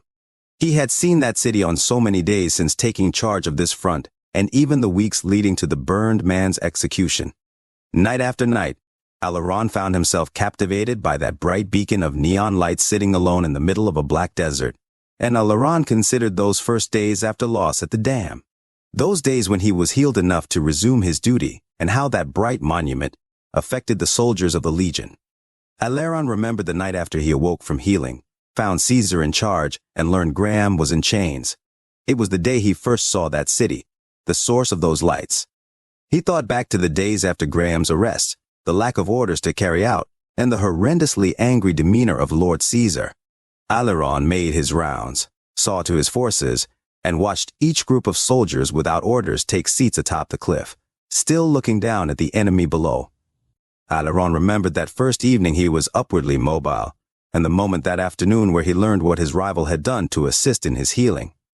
Aileron had been shadowing Montano for most of the afternoon, perhaps unconsciously trying to gather the strength to give proper thanks to Montano and then ready himself for the inevitable fight that would somehow lead to. Aileron could not do it. Instead, his tailing of Montano in the idle hours on that particular day brought him to the cliffs. There, he joined the masses of legionaries without orders on those cliffs. 1,000 eyes watched those California soldiers still repairing their fortifications or moving the dead across the dam top. And Aileron joined them in the mass grief and silent plotting for retribution until it happened. Aileron remembered the second, when the sun had lowered just enough and his curiosity about the mysterious lights was explained by the distant city turning on. Aileron remembered this moment only because of how he noticed that he was the only one whose attention turned to those lights. Aileron's eyes were taken in by the city sparking to life, and noticed how it did absolutely nothing to garner the attention of any other soldier. Aileron even looked past the officers he was sitting beside, seeing the silhouette of Montano's helmet and mask, and noticing that Montano, too, didn't even see those incredible city lights when there was still an enemy sitting somewhere in the darkness. The only thing that stopped Aileron from immediately returning his attention back to the dam was when he saw Caesar and his entourage of Praetorians staring out at the bright city from atop the ridge where Graham's tent still sat. Aileron only thought about how that moment was the calmest Lord Caesar had ever been since arresting his legate after the catastrophic defeat. Many nights, many weeks, and many months had passed since that first night. He saw the illuminated city beyond the Great Dam, and although the place continued to capture Aileron's attention on many nights since, this intrigue slowly vanished the longer he was in charge of this front. Not because it was his duty to be more focused on the enemy at hand, but because with each battlefield victory simultaneously came more intelligence about the city's inhabitants, what it stood for, and what those lights represented. Being the acting commander of Fortification Hill for so long made him the liaison between Caesar's spies in the west and Caesar himself, who was still campaigning in the Far East. As the man charged with determining what was in need of being relayed to Caesar through the praetor of Flagstaff, Aileron was the most well-informed battlefield commander on the whole front. Not the most informed about Caesar's will and direction or areas of operative focus, but the most informed about why Caesar intended to destroy the enemy atop the dam and cut the power to the bright desert jewel. Aileron could not formulate all that he truly had on his mind, and didn't have the time to detail every way in which his thought process may have coincided with Lord Caesar's, but the bottom line remained. The more Aileron learned about the city beyond the Great Dam, the more pride he felt in his victories, and the more he focused on ensuring that Caesar's plans for this front would be successful. Aileron concluded that the only way he could do this was to focus on the present and ensure the legion was in a proper enough place for its leader or Caesar to take the reins and handle the rest.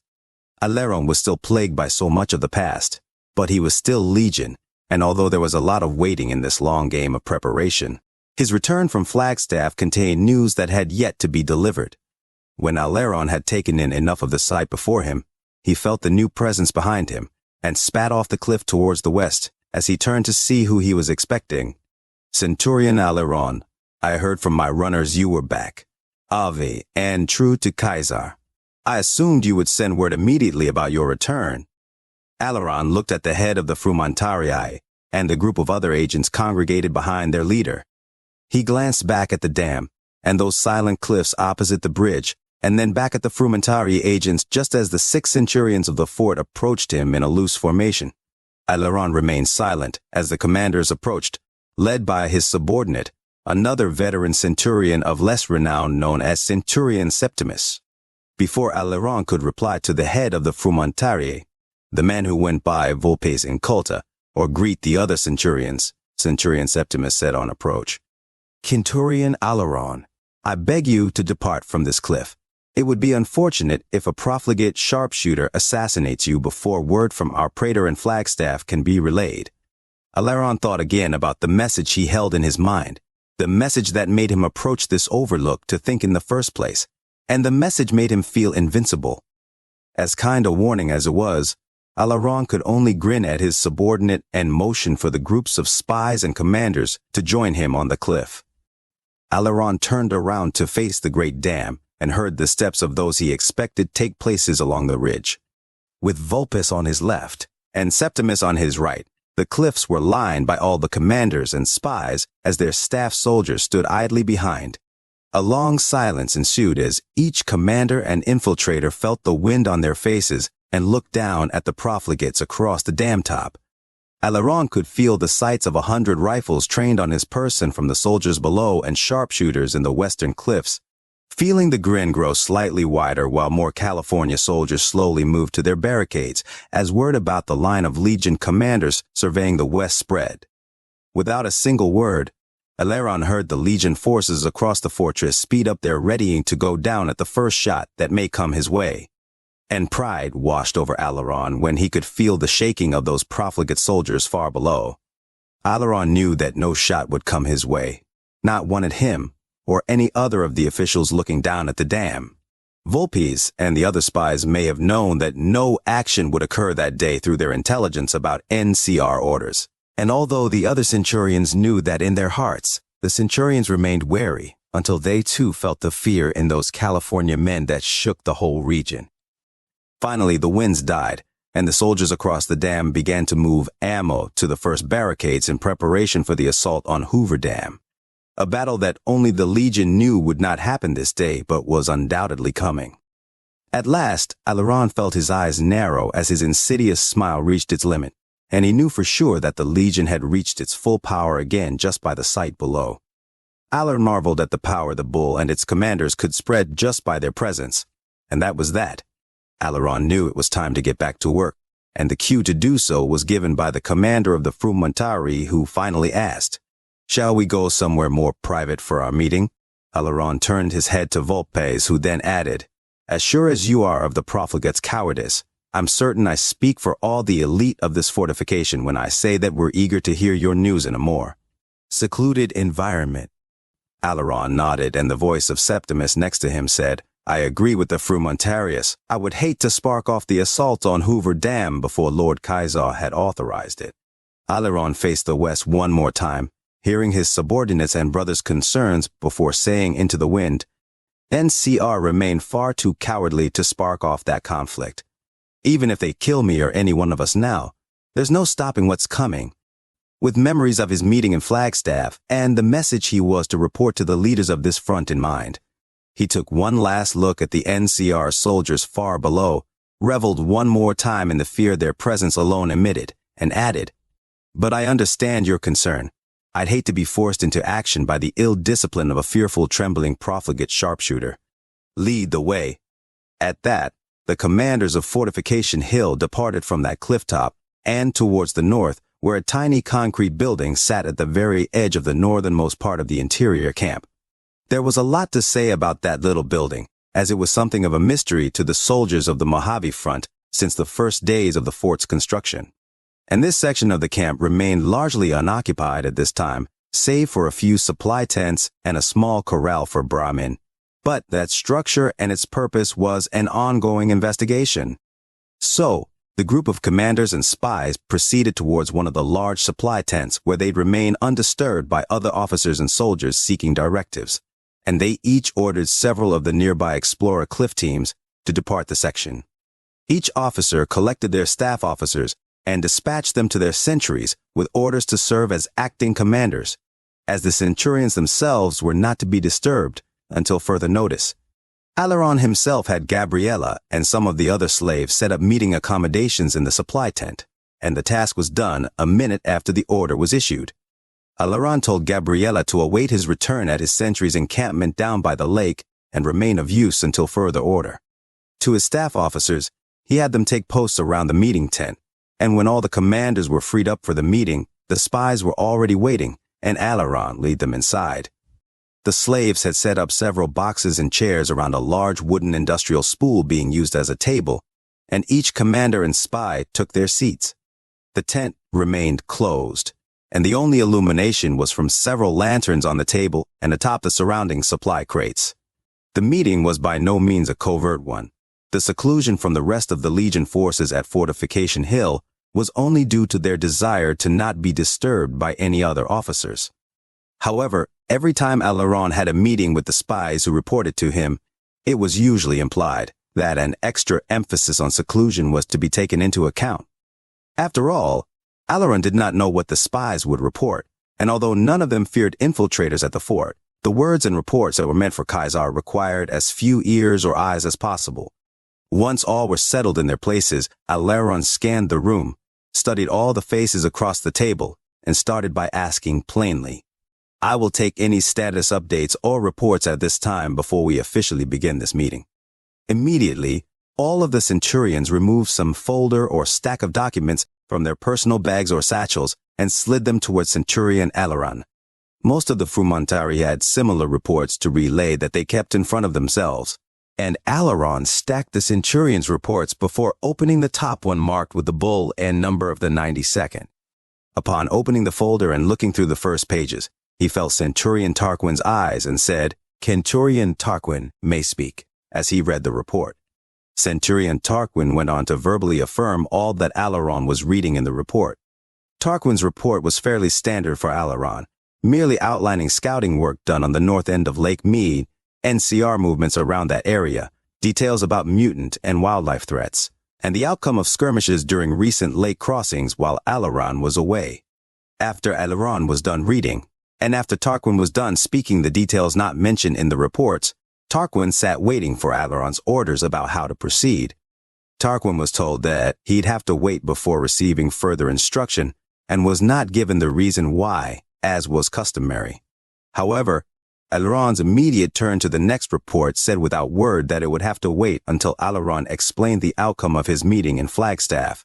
This detail remained on the back of every commander's mind, but was never spoken as Alaron went on checking in with his subordinates. Down the list Alaron went.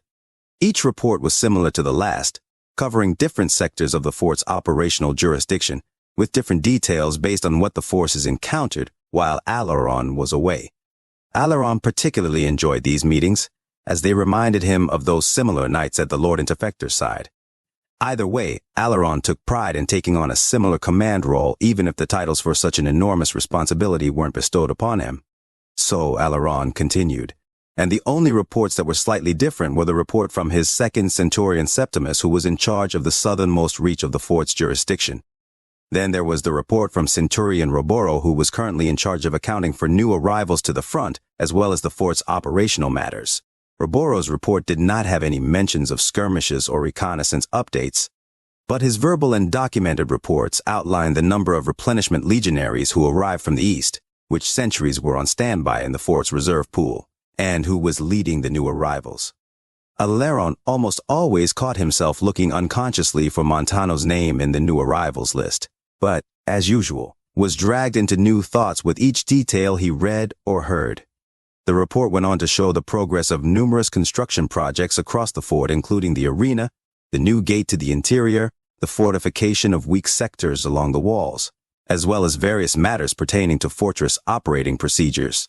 These operating procedures included accounts of prisoners, how many captures were brought in by which groups, which slaves and profligate soldiers were put on a cross, armory workloads, weapons inventories, how many injured were in the healing enclosures, and what was currently in the food stores. The last detail had been one of some slight concern for a while. Each time Alaron had one of these meetings in the fort, the slowly declining food stores were of growing concern. This problem had only accelerated with his month-long trip to Flagstaff and back. Alaron scanned through these reports, seeing the surge in new soldiers along the front, and saw the situation he was facing down the road if nothing was done about it. Although Alaron put an immediate halt on Roboro's concerns, as the remedy to that problem had just been granted approval during his meeting with the Praetor of Flagstaff. Still, Alaron would have to wait only a few minutes longer before he could quell the concerns of his commanders, so on with the reports he went. Septimus had much to say about the activities of Legion forces along the south, mostly pertaining to soldier and slave outposts along the roads leading up to the dam. Aside from the usual mention of a stray patrol that was found mutilated near a place known as Deathclaw Promontory, there was not much for him to report in regard to changes of activity. Septimus again requested for a backup force to deal with the Deathclaw threat down that way, but Alaron was unfortunately forced to deny that request once again, due to the hostile terrain leading to that dangerous little nook along the southern river. Also, Alaron knew that the orders he received from Flagstaff would soon alter Septimus's role on the front, but that would be detailed later in a more private meeting. So, the only thing that Alaron could promise in the moment was extra veteran guards along the passes leading to the promontory, and updated orders to the commanders of those southern outposts about what patrol routes were considered off-limits. As basic as the report from Septimus was, it was not scarce in detail about intel from the Legion forces in the far south. Although Septimus's role overseeing the southern fortification hill operations and nearby outposts was rather lacking in actions best suited for another veteran centurion, the role of Alaron's second was a unique one in that it was the first and only real point of contact with Kaiser's Mojave forces outside the jurisdiction of Fortification Hill. In recent months, Septimus constantly received word from his forces in the south about interactions with the forces currently under Kaiser's reign of terror. It was through Septimus that Aleron learned about Caesar's first territory gained west of the river. The news was a shock to Aleron when he learned that a place known as Cottonwood Cove had fallen to Caesar's forces a few months back, and the news originally made Aleron furious. At first, Aleron thought that the place was seized by a rogue Legion sentry, who perhaps took their orders too far. After all, Aleron thought that he was in charge of forces on the Mojave front, and immediately brought Septimus in demanding an answer. Being in charge of the southern forces of the Mojave front, it almost instantly became clear that Septimus was equally bewildered by such a report. And so Aleron sent Septimus south to demand an answer about who was in charge of that seemingly unauthorized victory. It was on that minor investigation that Septimus learned about Centurion Aurelius of Phoenix, who gave all the proof required that he was acting under orders as part of a newly initiated terror campaign. During his time figuring out what was going on down south, Septimus learned that there were about 4 other Legion Centurions operating in the far south, and also how none of whose names could be disclosed unless permitted by said commander. Centurion Septimus even attended an auction hosted by Caesar's terror force and bought several slaves there before it was reportedly ended by an alleged NCR sniper team that apparently missed the attending officers and hit a pregnant capture. When Septimus returned, Aleron learned that he was no longer directly in charge of the Mojave front, and since then, Aleron had been receiving regular reports about Legion forces outside his jurisdiction, but forces causing much chaos in the far south and west of the river. In the end, Septimus had a lot to say about those Legion forces west of the river, but none of it held names other than Aurelius, the terror force's apparent intermediary between Aleron's Fortification Hill and the activities of the terror campaign. When the Centurions were done, Aleron looked across the table to the Frumentari agents who'd been sitting there quietly since matters of the front were largely irrelevant to their individual goals. The duelist had taken all the notes he needed to regarding operational matters, but his secondary role as an intelligence relay required him to report all he knew in relation to matters of the front before he could accept or disperse new words for Caesar's personal spies. So, Aleron finished looking around the table and stood himself up, each Centurion and spy remaining stone-faced as their curiosity about Aleron's message was expecting disclosure. Aleron's anticipated message was simply, "Our Primus, the Praetor of Flagstaff, Elite Centurion Lord Malleus of Empedrado, has given orders for me to inform you that Lord Caesar is on his way to this front." Everyone in the room narrowed their eyes, and some of them unconsciously adjusted their armor as if ensuring their plates and trophy ornaments were ready to be seen by Caesar at a moment. This was about as much celebration that could be expected from a room full of veteran officers and master spies too disciplined to start whooping and hollering at the news. The only noise of celebration came in the form of a question spoken very coolly by Centurion Septimus. "How long before we can expect Lord Caesar to lead us to victory?" Aleron was glad he asked, and replied in equal tone, "That is yet to be determined. Lord Malleus of Empedrado speaks of victory all across the east, and only says that it could still be some time before Lord Caesar arrives at the fort." Before the sadness could take hold of them, Aleron reminded them of what they were facing as he added, "You all forget how much more work there is to do before our Lord arrives." Being brought back to the moment, all the commanders, including the Frumentari agents, listened and remembered all the problems they had to deal with as Aleron went on. "Because it could be a matter of several months, we have plenty of time to address the immediate concerns, and fortunately for you all, I have been authorized the ability to act on behalf of the Praetor to address several." However, before doing so, Aleron looked up to the Frumentaria leader across from him. "Vulpes, Lord Empedrado requires all the intelligence you and your agents have to share, as well as status on any ongoing operations, and the activities of all your agents within the western reach of the front. That includes all you have on operators as far north as the Great Salt Lake, to the Yuma runoff." Vulpes originally looked skeptical but said, "Am I safe to assume that our Praetor of Flagstaff will be compiling as much intelligence as he can about the West before Lord Caesar is done making his tour of the East?" Aleron grew a grin and let out a slight scoff in amusement as he replied, "Yes. I believe Lord Empedrado also mentioned something about compiling everything he can while Lord Caesar is rallying everyone and everything in the East. Am I safe to assume you have an agent in the Flagstaff Palati as well?" Vulpes gave his wolf-like grin and said, Nothing out of the ordinary. I merely had a few agents there on respite, who may have overheard a few of your meetings with the Praetor. I like to keep in radio contact with many of my agents when such a thing is possible. Aileron grinned a bit wider as he said half seriously, "You're more than welcome to set about your current directives if the content of this meeting doesn't qualify as news to you, Vulpes." Vulpes too smiled wider. "Nonsense. I still have yet to receive updates from my men beside me. So please, carry on, Centurion." Aileron looked to each spy. "Soldiers of the Frumentarii, go ahead and hand your reports to the Fox here." The spies did so for their chief before looking back to Aileron, who said, "Vulpes, I'll expect you to hand-deliver that intel to the Praetor. But I'll also expect you and your men to relay whatever is permitted for me and us lowly centurions to consider as well."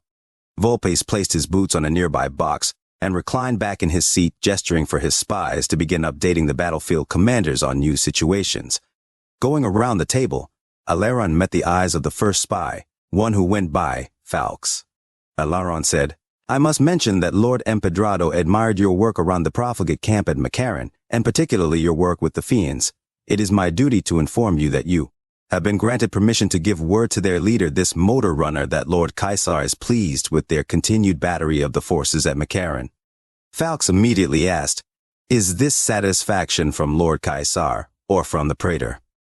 "The Praetor speaks on behalf of Lord Caesar in this matter, although both he and Lord Caesar remain disgusted by the Fiends' lack of honor and dependence on drugs. Your last report showed that the Fiends of West Vegas are becoming an increasing burden for the forces at Macaron, and Lord Caesar sees that their groveling nature could be of great use in the coming months. That said, Lord Empedrado asks only that you work more frequently with Seditio to facilitate the regular movement of drugs into Fiend territory, provided Lord Empedrado's directives don't interfere with anything Vulpes requires of you." Falx and Seditio met eyes across the table and nodded at one another before Vulpes said calmly, "Not at all, Centurion." "Please proceed." Aileron acknowledged the spy master and then asked Falx, "Any updates on the Fiend situation that might conflict with Lord Empedrado's directives?" "None at all, Centurion," said Falx plainly before elaborating. "Between my ongoing work around Macaron and Fiend territory, as well as Seditio's surveil of the Great Khans in Red Rock Canyon, it would appear that the two's trading arrangements and hatred of NCR may be showing signs of a perfect mutual alliance with the two groups of degenerates." Aileron looked to Seditio. "Is this so?" the spy said. "From what I can tell, our first outreach to the Khans have been rather limited since my first observances of them. But the Khans have seemingly recovered enough from their massacre in 76 to be something worthy of sacrifice for Caesar. Though they remain in something of a pitiful state, their recovery has only stirred more resentment toward NCR that can surely be used by Lord Caesar. All the while, they've been watching our positions grow, and their neutrality to my work could be a sign of possible alliance with them before our Emperor's arrival." Aileron took all that in and nodded. "I'll send word to Lord Empedrado about a formal alliance. Although the Khan's trafficking of drugs prevents them from auxilia status under normal circumstances, Lord Empedrado has allowed for such a partnership given their potential use against NCR troops along the I-15. Still, I ask that you await Lord Empedrado's final decision before any new action transpires." Seditio nodded, and Aileron stopped for a moment. He caught the eye of Septimus and said, "Septimus, if Lord Empedrado authorizes the alliance, I'll need you to send word to the terror forces down south not to interfere in the Khan's drug trade. Understood?" Septimus concurred before Aileron added, "It could be a while before the decision is made, but don't forget." Septimus again nodded and acknowledged the command. Aileron turned back to Seditio and the other spies to wrap up the current status of the West Vegas territory. Lord Caesar will likely send someone else to act as ambassador if he decides to proceed with the Khan alliance, so stand by and continue your current work in that territory until I have something more. Aileron thought for a second about the potential new alliance and the current friendship between the Khans and Fiends. Then, he asked both Seditio and Falx, should such an alliance happen between us and the Khans, do you believe their strength and relation with the Fiends is enough for a combined operation to raise Macaron? Seditio was considering this idea when Falx said plainly, "That's a negative. A combined effort would potentially have the ability to overwhelm the garrison at McCarran. But both groups would instantly be destroyed when the NCR forces of the region rally. My current assessment of the Fiend's combat ability, or lack thereof, is sufficient enough for the role of pest, but I would say to wait on more victories from the Southern Terror Force before the Centurion considers that idea. If the coming months show the dispersal of NCR soldiers away from the Vegas region proper, then the idea could perhaps be considered, but not anytime soon if the Centurion requires my honest assessment. Aleron was about to bargain with the raid's possibility, or ask for more specifics, but before he could, Falks added, I should inform the Centurion that I am also under orders to leave McCarran itself alone while Picus works. Instantly, Aleron asked, Wait, who is Picus? This is the first I've heard of him. Volpes raised an eyebrow in remembrance and surprise as Falks said, Picus is a frumentarius sent west before we fought at the dam. He's currently a captain in the NCR army, and his company was just recently moved to McCarran. The man paused, and Aleron made a note. The conclusion came to Aleron, so McCarran remains in surveillance only? Outside of Fiend intervention, that is affirmative, said Falks, Seditio, and Vulpes almost at the same time before Falks added, We must allow time for Picus to set up there. And I'm already having Aquili report in with him until he can find another intermediary or two on the strip. Understood, said Aleron, before wrapping up the West Vegas operations. Volpes, I'll expect Falks and Seditio to keep me and the Praetor up to date on all matters of the cons and fiends, while Picus establishes his position and continues direct communication with Aquili. Falks, continue to assess the nature and ability of the fiends and steer them towards further friendship with the cons until I receive new word. Seditio, continue your operations in conjunction with the cons' activities and report any intelligence to Vulpes here in the meantime. Should the Praetor and Lord Caesar decide to extend auxilia options to the cons, the three of you will be informed. That is all. Aleron then went on to Aquili, who further explained the situation between himself and Picus. Aquili was the agent in Freeside, and on the Strip, who reported countless activities happening in that city and all matters related to NCR military operations. However, it was in the last meeting that Aleron sought to address the recent news he heard related to the mysterious building atop Fortification Hill. Aleron had been in that little building, or weather station, numerous times, and personally oversaw the effort to pry or blast open the even more mysterious door inside. The strangest thing about the sealed door within was the emblem of an old-world casino called the Lucky 38, painted on the doors. What was even stranger was how the painted emblem bizarrely remained intact even after the use of dynamite. This led to questions not only about the power of their available dynamite, or even more questions about what was behind the door, but also where exactly the Legion could find that kind of blast-proof paint. Either way, it was through Aquili that Aleron learned the Lucky 38 was in fact the name of that tower standing tall in the heart of Vegas. So, it was because of the Fortification Hill mystery structure and the jurisdiction of this particular frumentarius that Aquili was the go-to for information about that door. However, Aleron tasked Centurion Roboro with a last-ditch effort before leaving for Flagstaff. So, before asking Aquili for a possible update on intelligence regarding the door, Aleron turned to Roboro. Centurion Roboro, was the C4 successful in opening the door in the weather station? That's a negative, Centurion Aleron. 2 entire crates of C4 did not even scratch the paint. The shockwave did, however, kill the 6 slaves and 3 legionaries assigned to the task. How the terminal system and building itself remained intact after the blast is yet another mystery. Shit, said Centurion Aleron, strangely even more curious about the paint before saying, I'll add that to my report. And feel free to pull replenishment from the reserve pool to compensate for your losses.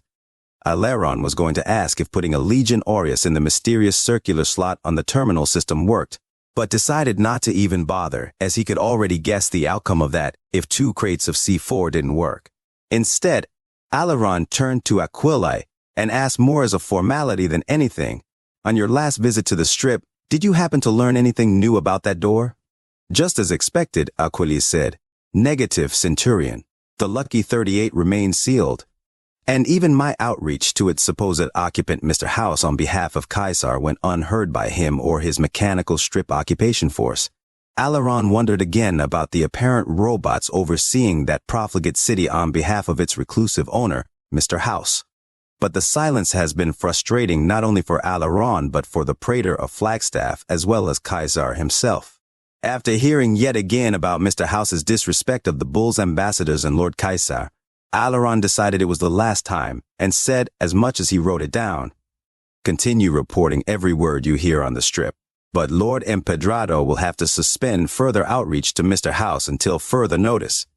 Alaron continued writing his report for the praetor and turned the page to the list he'd been ordered to create after continued unsuccessful outreach attempts to prominent Mojave locals. Alaron looked at the top of his list titled Mojave Examples of Legion Defiance and wrote down the name Robert Edwin House. Next to his name, Alaron wrote the sentence he'd been authorized to distribute when the Legion conquered this land, crucifixion. Shall I offer Mr. House or his servants the threat? Learning he will be displayed on a cross when we take this land rather frequently persuades dissolutes to finally heed Caesar's message, said Aquilai. Alaron looked forward to personally seeing this Mr. House dying on a cross for his continued defiance of the bull. Since taking this post, Alaron had heard of Mr. House showing himself on only one other occasion, and even that was only said to have occurred through the use of a monitor on one of his supposed mechanical soldiers. From all Alaron knew about Mr. House, what little that was, the man's inclination to consistently hide behind his robotic occupation force and remain hidden left Alaron and many other commanders who heard of him with almost no respect to give. The man apparently in charge of New Vegas was officially deemed a coward by the Legion, and Alaron finally answered Aquilai's question. Only if you have the time. But for now, your objectives remain unchanged. But what of the weather station in the meantime? Centurion Alaron asked Centurion Roboro on behalf of the rest of the Fortification Hill commanders. Alaron considered this for a moment before finally concluding with what he'd been instructed to relay by the praetor should such a lack of progress be made on the mysterious door owned by that faraway reclusive dissolute. Alaron said, as if reciting an order, by order of the elite centurion Lord Malleus of Empedrado with approval from Lord Caesar. The building itself is not to be used as a barracks for any Legion personnel, and all efforts to open the door will be halted until further notice. One guard of veteran status or higher will be placed on watch at the door at all times, and the interior will be off limits to all other legionaries or slaves under penalty of death from this point forward.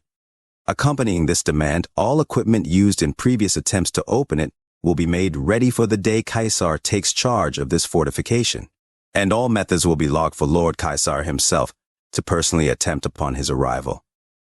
Alaron considered the flat stretch of the fort near the Mystery Building and how the ground before it was currently being underutilized save for the supply tent they were using for this meeting. With the new order just spoken, and after a brief consideration of the overall situation at the fort, Alaron added, as to the grounds in this section of the fort's interior, I suppose a little training ground could be sufficient, and maybe a few tents for veteran contubernia? An excellent use of the space, Centurion Alaron, agreed Centurion Septimus, joined by Roboro saying, I'll have more C4 placed by the structure for Lord Caesar's later use. Centurion Tarquin said, and I'll ensure training dummies are set up before the day is out, instantly followed by Centurion Lorica Ferreira adding, the building will offer excellent shade following an afternoon of training. Alaron agreed with all of this, even though the mysterious building and even more mysterious blast-proof door on the inside would remain an object of supreme frustration for the current commanders as well as Lord Caesar. The grounds around it could at least be used to house a bit more of the fort's growing occupants and allow for training between raids. Either way, Alaron went on with the meeting, finishing things off by receiving the recent updates from the remaining two frumentarii. One of them gave updates on intel about some of the local tribes around the Vegas area and how NCR has been interacting with them. The only tribe update worthy of mention was one about a group supposedly called the Boomers. The frumentarius charged with looking into local rumors about them could only conclude that Lord Caesar would likely need to wipe them out. When the frumentarius tricked two Mojave locals into approaching their gates, the frumentarius was able to verify rumors that the tribe held some serious firepower after the locals were erased by multiple explosions believed to have originated from 155mm howitzers. Aleron asked if it was possible for the Frumentarius to confirm the caliber of the boomer's howitzers, but concluded that the particulars of the boomer's defensive abilities were irrelevant for the time being. And so Aleron drafted his report for the praetor, suggesting that the tribe remain uncontacted until Caesar could determine how he intended to proceed with them. The final Frumentarius report only outlined certain activities on the north side of the lake. There were few NCR outposts or installations north across the lake, and the unguarded lands remained a prime insertion point for Legion scouts and Frumentarii. NCR picked up on this and constructed a few small ranger stations, but even those were said to be relatively useless in preventing Legion operations, provided the reconnaissance groups moved with at least some stealth. The only place of interest to Aleron up that way was the reported refugee camp being established in the old home of the Great Khan's tribe before they were forced to move west of Vegas. The part that stood out to him was the Frumentarius's mention of an increasing amount of refugees being led to that area. Aleron asked for details about the refugees and occupants of the camp, who exactly the refugees were, and the Frumentarius said they consisted of people from all over the Mojave, but with an increasing number of them coming from lands in the north and east, from the wild lands in Utah. As the Frumentarius spoke, Aleron was under the impression that they were refugees from Lannis's current campaigns in the east, but that idea was put to a halt when he heard the Frumentarius say offhandedly to his fellow agents, "If I had to guess, I'd say the current refugees are a sign that our brother finally silenced the last of the burned man's existence up that way." The agents grinned, but the centurions were left puzzled by that, including Aleron. Aleron immediately asked, "What does that mean?" as he felt the long-suppressed memories of the burned man's end begin to flicker back to life. All of the spies instantly looked to Aleron, remembering he was not one of them, and looked to their leader for how to continue. All of them became cool again as Vulpes only said, "I'm sure that Centurion Aleron and you field commanders here have heard the occasional slave story about the burned man?" Aleron and all of the other commanders nodded, remembering their own nights of speculation about whether or not the story they heard was true. Aleron in particular found it hard to believe since he was the only centurions in the room present for the old legate's end. As Aleron grappled with the impossibility of that story being true in any regard after witnessing the execution firsthand, his mind was completely elsewhere as he found himself saying absently, "Elaborate." Vulpes replied without change in his tone or voice, "There's just an agent up in Utah who we believe recently put an end to a group of people who may have held the burned man's legacy dear. That is all, Centurion." The Centurions were left thinking, Aleron in particular, until Vulpes quelled their thoughts and steered them towards others by adding for the whole group. "My agent up there speaks of cooperative tribes in the far north that have been assisting him in the elimination of his targets. Should matters of the north and east continue in such a fashion, I could imagine an even quicker absorption of the Utah wilderness as a whole, but that is for the new legate, not me at the moment." Vulpes trailed off, seeing the new information process in the minds of the simple battlefield centurions. The additional information worked, for what it was worth, and Aleron nodded in acknowledgement, deciding to believe the Fox's insistence about the irrelevance of that faraway Utah operation. Still, Aleron found it somewhat hard to take the word of a man in charge of Caesar's servants who lived their lives in deception atop a bedrock of absolute loyalty to Caesar. But Aleron also knew it was best not to question any further, as the memories of that burned man were best left forgotten or in story. Although the memories would remain in the back of his mind and continue to flicker at the odd reminder, Aleron's recent life was more pressing as he concluded this meeting. The silence between all members present after mention of the burned man was ended as Aleron pressed them forward. Glancing at all the Frumentari agents, he took mental account of all they said, and how he'd receive more word when Vulpes sent his spies official reports to Flagstaff for the praetor to assess. When it came to the operations of the fort, Aleron knew his role, as well as the role of the commanders, would change dramatically whenever Lord Caesar arrived to officially take charge. However, despite all the new orders, new updates, and work to do, it was still the time to wait, gather more intelligence about the Mojave, and darken the Legion's shadow over the dam. The only matter left to be addressed was the supply situation. Alaron quelled the worries of the fort's other commanders with mention that he'd been granted approval to reach out to several independent traders across Arizona and Legion territory. After ensuring his list of towns left standing and traders still operating in the east was up to date by the commanders and agents there, that was that. Alaron dismissed the Frumentari agents and other commanders as he followed in their departure, while the spies went to seek means of transportation back into profligate lands, and the commanders returned to their units across the fort. Alaron took his place back on that cliff overlooking the dam as the sun got lower and lower. Alaron had done a lot to put the Legion in its current position of power in the 2 years since the loss at Hoover Dam. However, Kaiser was on his way to officially take charge now, and Alaron wondered what his role in this great war would be when the Emperor finally arrived. As the sun finally set just above the western mountains, Alaron knew that all he could do was continue succeeding where he could to ensure the Legion was in the best position possible for the next battle at the dam, whenever that would be.